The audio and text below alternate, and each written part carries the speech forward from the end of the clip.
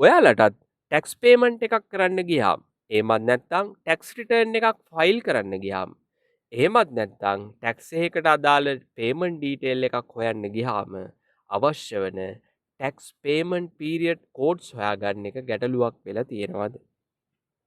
ඔන්න ඔය ගැටලුව මටත් කලින් තිබුණා. ඒකට සාර්ථක විසඳුමක් කියන්න තමයි මම මේ වීඩියෝ එකෙන් බලාපොරොත්තු වෙන්නේ.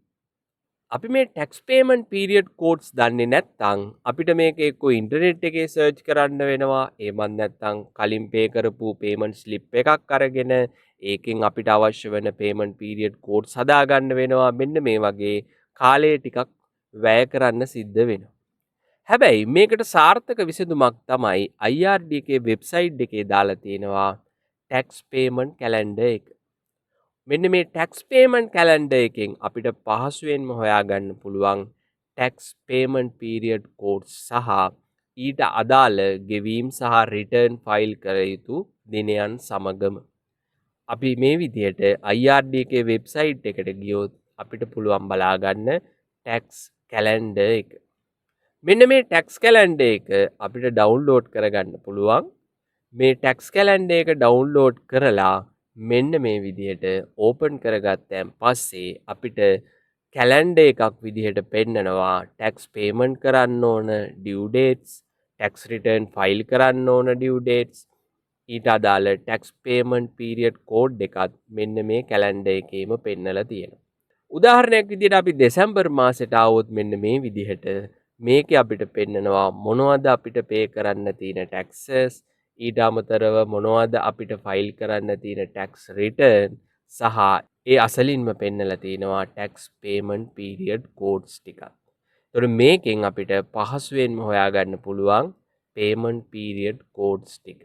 ඊට අමතරව මේකේ තවත් අපිට වාසියක් තියෙනවා. ඒ තමයි අපිට ටැක්ස් පේමන්ට් කරන්න තියෙන ඩියු ඩේට් සහ රිටර්න් ෆයිල් කරන්න තියෙන ඩියු ඩේට්ස් මෙන්න මේ කැලෙන්ඩර් එකෙන්ම බලා ගන්න පුළුවන්.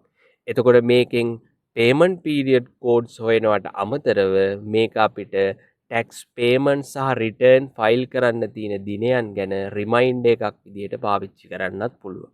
මේක අපි print out එකක් වගේ අරගෙන තියාගත්තොත් අපිට බලන්න පුළුවන් මේ මාසේ උදාහරණයක් විදිහට මේ දෙසැම්බර් මාසේ මොනවද අපිට ෆයිල් කරන්න තියෙන රිටර්න්ස්, මොනවද අපිට පේ කරන්න තියෙන ටැක්සස් කියලා පැහැදිලිවම බලා ගන්න පුළුවන්. එතකොට මේක සරල ක්‍රමයක් වුණත් මේකෙන් අපිට පේමන්ට් පීරියඩ් කෝඩ් සහ ඩියු ඩේට්ස් හරියට බලා ගන්න පුළුවන් වීම නිසා අනවශ්‍ය විදිහට අපිට පේ කරන්න වෙන පැනල්ටිස් සහ අනෙකුත් කරදර අවම කරගන්න පුළුවන්. ඒතර මේක ඊටාම සාර්ථක ක්‍රමයක්. අපි ෆයිනෑන්ස් ෆීල්ඩ් එකේ ඉන්න අය විදිහට මේ ටැක්ස් කැලෙන්ඩර් එක භාවිතා කරන්න හුරු වුණොත් අපිට පේමන්ට් සහ රිටර්න් નિયમિત දිනවලට හරියාකාරව කෝඩ්ස් භාවිතා කරලා කරගන්න හැකියාව තියෙනවා. ඒතකොට මේක පුරුද්දක් විදිහට ඔයාලත් පාවිච්චි කරන්න මේක ඊටාම පහසු ක්‍රමයක්. එහෙනම් අපි තවත් වීඩියෝ එකකින් හමු වෙමු. එතකන් අපේ channel එකත් subscribe කරලා තියාගන්න.